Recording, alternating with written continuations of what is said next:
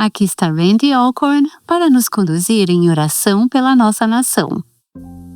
Orei ao Senhor, meu Deus, e confessei. Orei ao Senhor, meu Deus, e fiz a seguinte confissão. Ah, Senhor, Deus grande e temível, que guardas a aliança e a misericórdia para com os que te amam e guardam os teus mandamentos.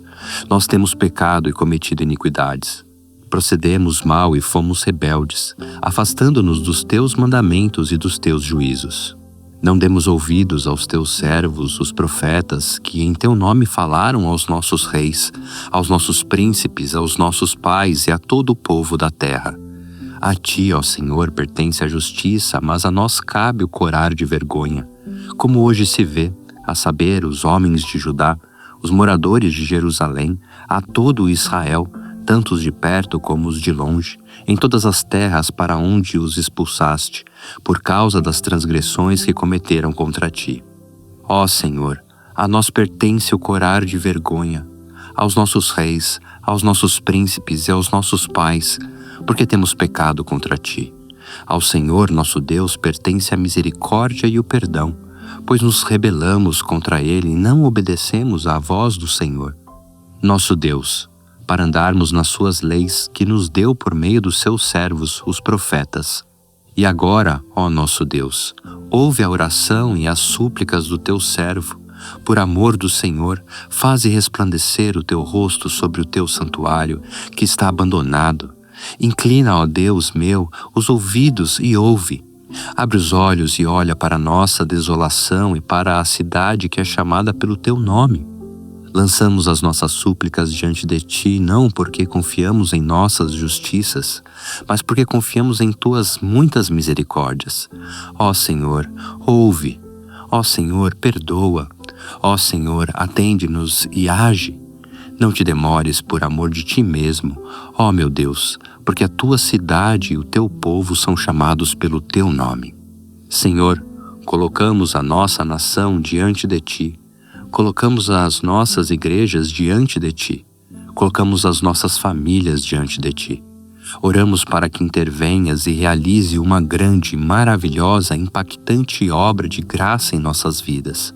Tudo por amor do teu nome e para a tua glória. Fazemos isso em nome de Jesus. Amém. Temos uma lupa que fica como item de decoração sobre alguns livros na mesa de centro da sala da nossa família. Esta é Mary Cassian.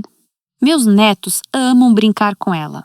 Eles a seguram para olhar vários objetos e então gritam de espanto: "Está maior! Está maior!" A política é como uma lupa. Quando um político escolhe uma porta, as consequências dessa decisão são maiores, porque suas decisões políticas impactam mais pessoas. A política amplia a batalha espiritual que está por trás.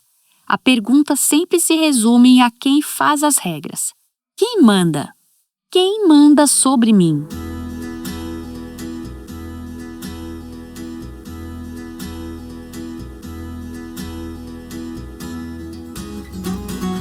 Este é o Aviva Nossos Corações, com Nancy DeMoss Wogemuth, autora de O Céu Reina, na voz de Renata Santos.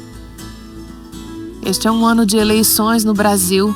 Anúncios intermináveis, mensagens de texto não solicitadas, até placas nos quintais das pessoas. Tudo isso é projetado para dizer em quem você deve votar. Bem, aqui no Aviva Nossos Corações, não estamos aqui para dizer em quem você deve votar. Isso é entre a sua consciência e o Senhor. Mas queremos encorajá-la a não viver com medo. É por isso que estamos trazendo esta mensagem da minha querida amiga Mary Cassian. Mary é canadense, mas ela tem um desejo profundo de ajudar todas nós a voltar os olhos para o Senhor em tempos de incerteza política.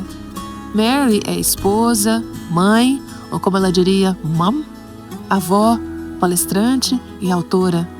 Ela trouxe esta mensagem algum tempo atrás em nossa Conferência Nacional Mulher Verdadeira 22. A pandemia ainda estava fresca na memória de todos. Além disso, os pais dela ainda estavam vivos naquela época. Desde então, eles partiram para estar com Jesus. Agora vamos ouvir Mary Cassian. Esta é uma foto recente do meu pai e da minha mãe. Este ano comemoramos os 94 anos da minha mãe e os 97 anos do meu pai. E para mim, eles têm sido um exemplo vivo do que significa saber que o céu reina. Veja, meu pai nasceu e foi criado na província alemã da Prússia Oriental, na majestosa cidade báltica cujo nome significa Monte do Rei. Ela recebeu esse nome porque era a casa dos reis do Império Alemão, que viviam no castelo situado a poucos metros da casa do meu pai. Pouco antes do meu pai nascer, a monarquia foi derrubada, encerrando o reino alemão, e a Alemanha se tornou uma república democrática. Mas a situação política era altamente instável, porque inúmeros partidos políticos emergentes disputavam o controle. O Partido Comunista e o Partido dos Trabalhadores de Hitler frequentemente entravam em confronto nas ruas, em marchas e tumultos violentos, vários dos quais aconteceram na rua em frente à casa do meu pai. A tensão política foi intensificada pelas dificuldades econômicas e pela escassez de alimentos da Grande Depressão, pela inflação fora de controle e pelas duras estipulações do Tratado de Versalhes. Minha avó tentou proteger seu filho pequeno de toda aquela agitação política, fechando as cortinas e aumentando o volume da música. Mas ele sabia que algo sério estava acontecendo. Quando um pequeno grupo de agitadores comunistas incendiou o prédio do Reichstag, como se fosse a Casa Branca alemã, Hitler explorou o ataque em benefício próprio. Ele afirmou que os comunistas eram terroristas domésticos que estavam conspirando para derrubar o governo alemão. Convenceu o parlamento alemão a aprovar um decreto, um ato de emergência, para suspender temporariamente as liberdades civis e conceder a Hitler poderes ditatoriais para controlar a ameaça. E assim, a Alemanha se transformou de uma democracia em uma ditadura. Meu pai tinha apenas 8 anos quando isso aconteceu. Mesmo assim, ele percebeu que uma mudança política enorme havia ocorrido. Ele ouviu os idosos no café cochicharem sobre a noite das facas longas, quando Hitler assassinou mais de 100 oponentes políticos e prendeu outros 100. Ele viu a chamada Noite dos Cristais acontecer diante de seus olhos, quando o regime nazista incendiou a sinagoga judaica e o orfanato logo do outro lado da rua, o lugar onde ele costumava escalar e cercar para brincar com os meninos. A partir de então, o povo alemão foi submetido a propaganda incessante, censura, vigilância e obediência forçada pela elite política. As pessoas temiam o que lhes aconteceria se fossem contra a narrativa politicamente correta. A liberdade de expressão foi suprimida. Qualquer um que não se enquadrasse era cancelado e punido. Dissidentes eram espancados, levados para a prisão ou simplesmente desapareciam misteriosamente. Meu pai tinha 17 anos quando foi convocado para o exército de Hitler. Eventualmente foi enviado para a frente oriental para lutar em uma das batalhas finais e mais sangrentas da Segunda Guerra Mundial. Sua unidade foi dizimada. Ele foi capturado pelos russos e marchou até Auschwitz-Birkenau, o infame campo de concentração que o Exército Vermelho havia reaproveitado como campo de detenção para prisioneiros de guerra alemães. De lá, ao longo dos meses, os prisioneiros eram amontoados em vagões ferroviários imundos e enviados para gulags russos. Nos gulags, ele experimentou atrocidades indescritíveis. Registros da Cruz Vermelha indicam que quase 40 mil homens levados para o campo, apenas 11 saíram vivos, e meu pai foi um deles. Quase morto de desnutrição e tuberculose, ele foi enviado para uma cidade fronteiriça na Alemanha Oriental comunista. Depois de se recuperar, passou a fazer parte da resistência clandestina, arriscando a própria vida para contrabandear pessoas através da fronteira, ajudando-as a escapar do regime comunista repressivo. Ele ajudou a tirar a família da minha mãe da Alemanha Oriental. Depois, foi procurá-la na Alemanha Ocidental e se casou com ela. Mamãe e papai eram refugiados, os mais desprezados dos desprezados. Não eram aceitos pelos moradores locais que ressentiam sua presença. mas não podiam voltar para casa. Na verdade, não havia casa para onde voltar. Sua cidade havia sido incendiada e reduzida a escombros pelas bombas dos aliados. O castelo já não existia mais. Os moradores restantes foram mortos, estuprados, humilhados, torturados e deixados morrer de fome, enquanto o Exército Vermelho fazia uma limpeza étnica da cidade, expulsando os alemães. Alguns dizem que esse expurgo foi o maior êxodo de pessoas da história humana. A cidade dos reis, Königsberg, não existia mais. Por isso, quando a Igreja Luterana ofereceu passagens de barco gratuitas para refugiados se realocarem, meu pai aproveitou a oportunidade para levar sua família em crescimento e emigrar para o Canadá. Por que eu conto tudo isso? Porque toda a minha vida senti a dor do espírito do meu pai, uma tristeza profunda, um vazio, uma saudade do lar que não existe mais. Mas também testemunhei sua fé inabalável de que Deus está no controle, quando os políticos estão fora de controle, mesmo quando forças políticas mudam radicalmente o rumo das nossas vidas. A história do meu pai tem semelhanças notáveis com as histórias dos jovens do livro de Daniel. Daniel, Ananias, Misael e Azarias também foram envolvidos em acontecimentos geopolíticos que estavam além do controle deles. O tema central da minha mensagem nesta manhã é que o céu reina sobre todos os reis e reinos da terra. Como enfrentamos um cenário político em mudança? Como mantemos o equilíbrio quando governantes são ímpios e opressores e quando suas decisões impactam negativamente nossas vidas?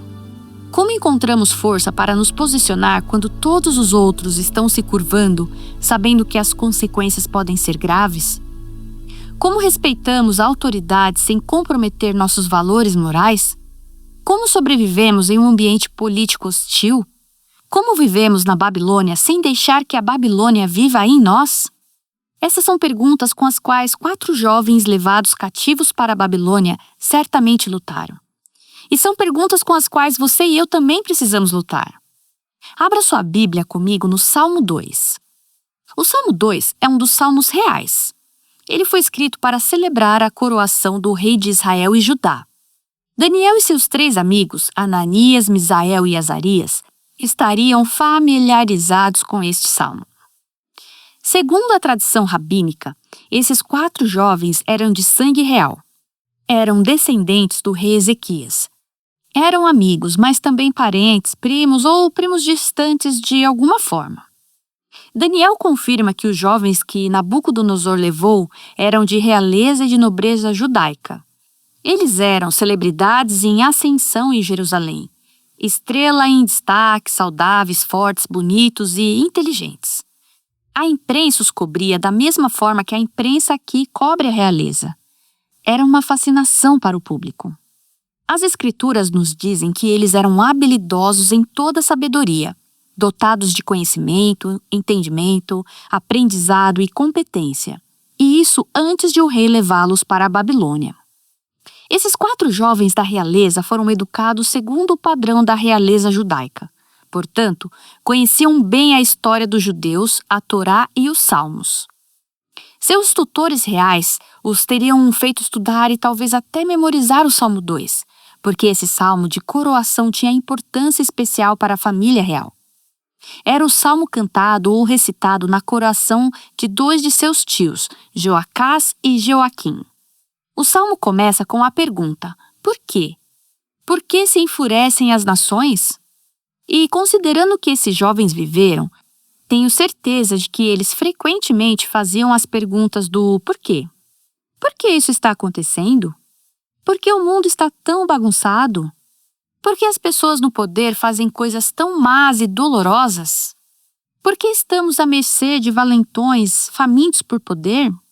Eles tinham bons motivos para balançar a cabeça diante dos acontecimentos políticos que se desenrolaram ao longo de suas vidas.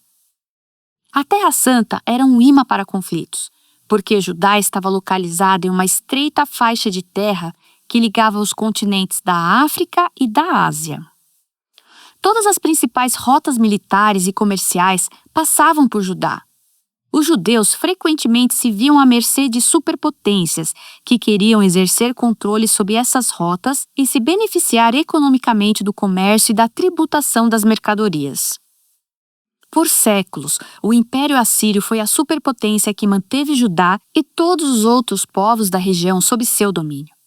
O rei da Síria fez de todos os outros reinos seus vassalos, forçando-os a pagar tributo, isto é, impostos e doações. Judá foi subjugada, assim como a Babilônia, a Média, a Pérsia e o Egito.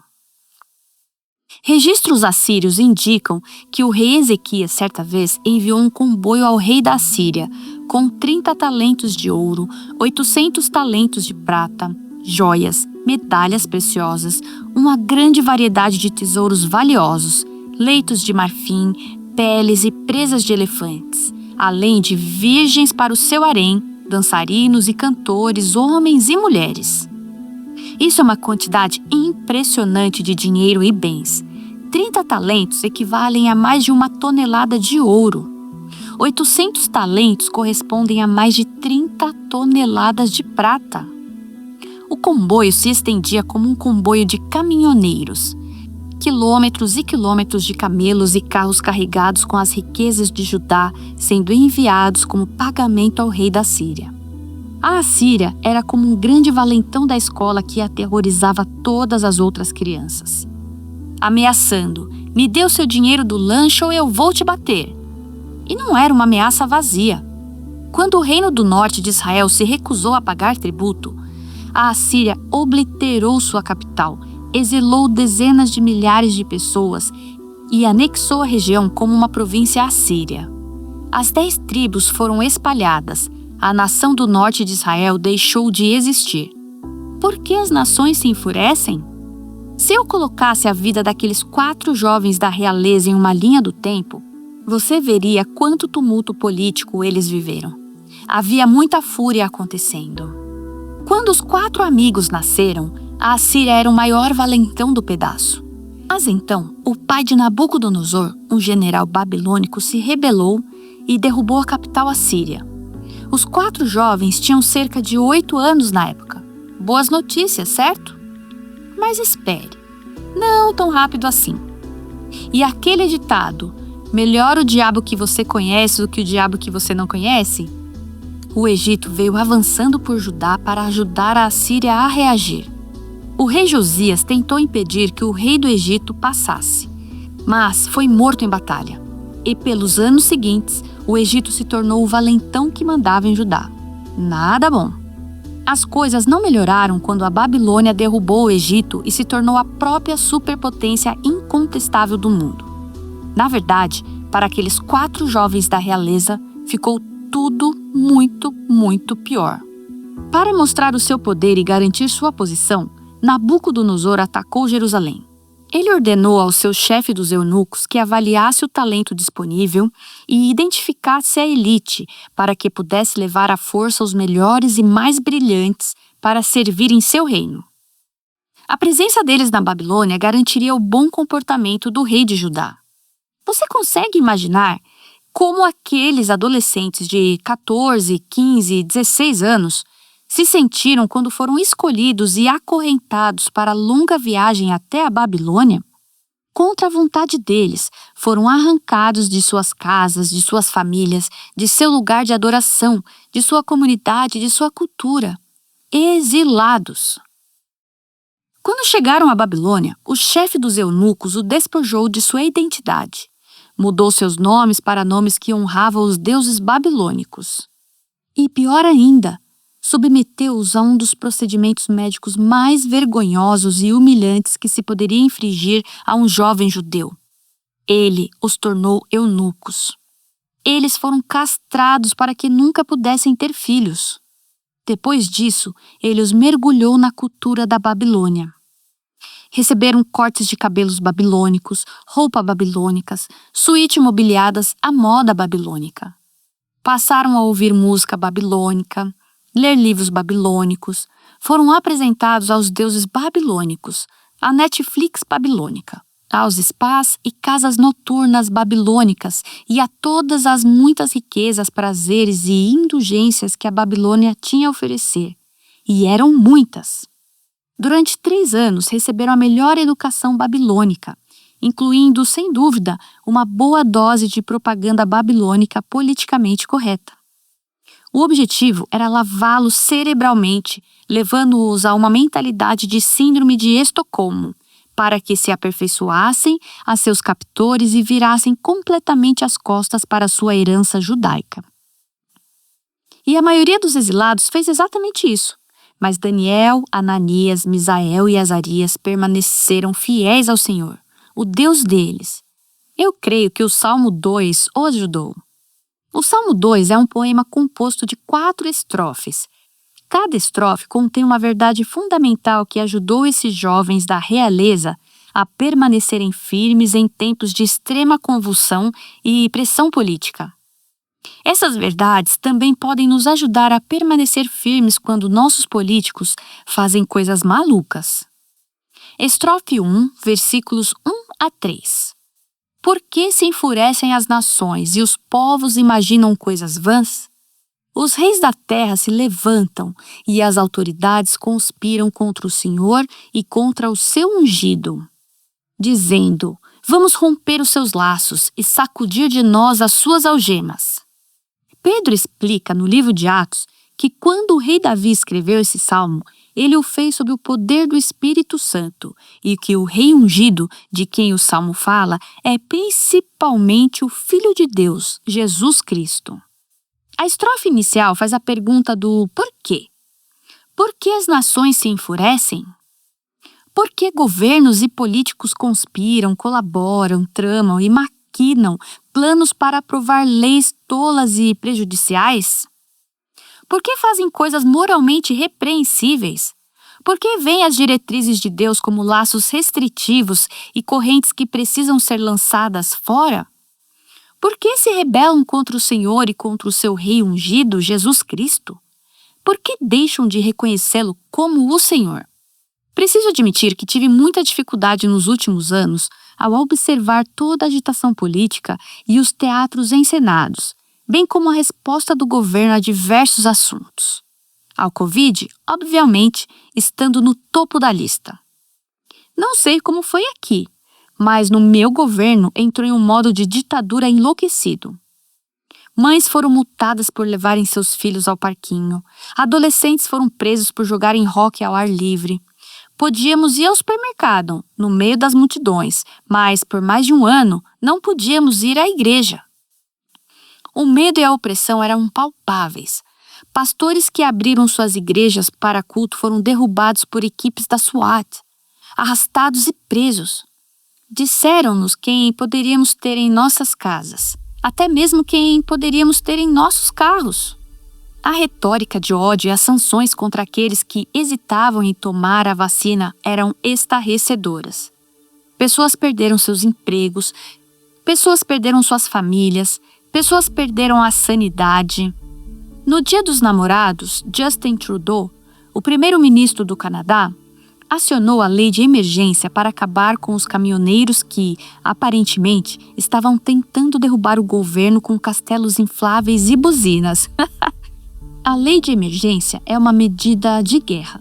Essencialmente, ela suspende todas as liberdades civis e coloca o país em estado de lei marcial.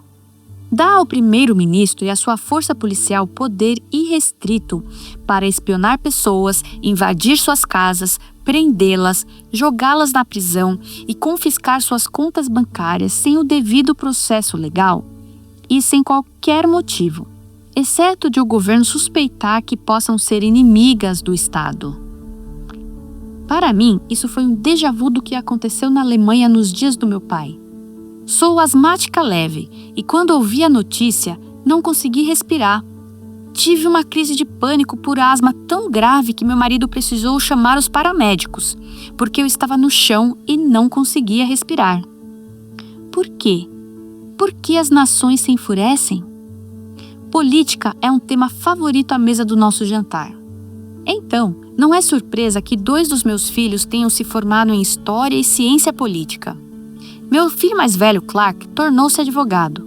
Lembro-me claramente de uma conversa telefônica que tive com ele no ano passado. Eu estava lamentando as decisões que nossos políticos estavam tomando e como elas eram destrutivas e cada vez mais opressivas. Por que eles estão fazendo isso? Eles não estudaram história? Não sabem onde isso vai levar? Por quê?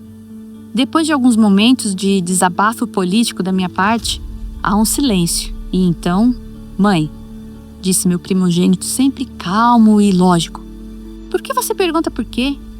Cite para mim governantes e impérios ao longo da história que não tenham tendido a caminhar para uma opressão pesada e faminta por poder, porque sem Cristo é isso que os governantes ímpios fazem.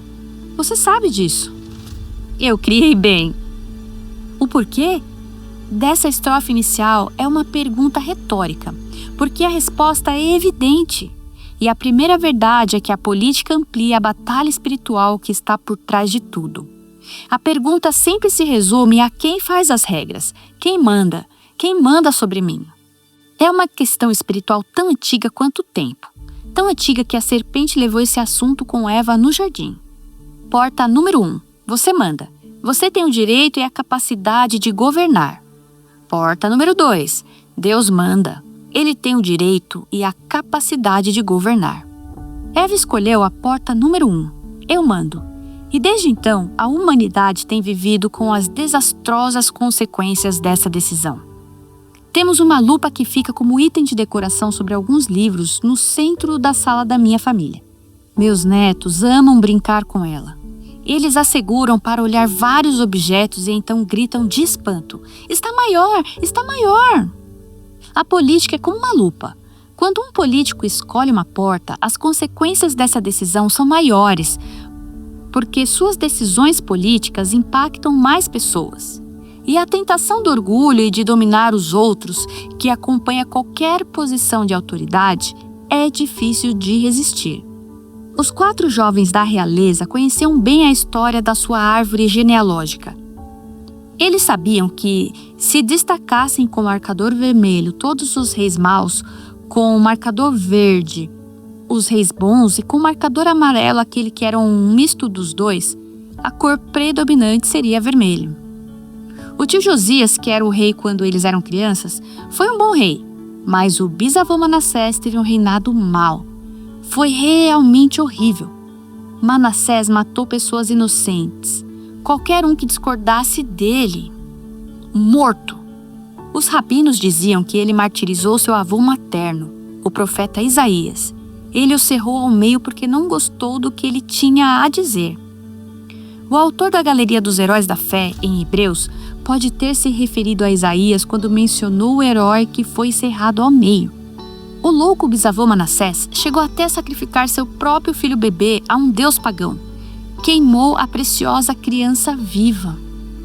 Manassés se arrependeu em seus últimos anos, mas só pôde descrever a maior parte do seu reinado como extremamente má e feia. Apenas 6 dos 39 reis da árvore genealógica deles foram bons. Isso é, apenas 15%, e isso entre governantes que conheciam bem as leis de Deus.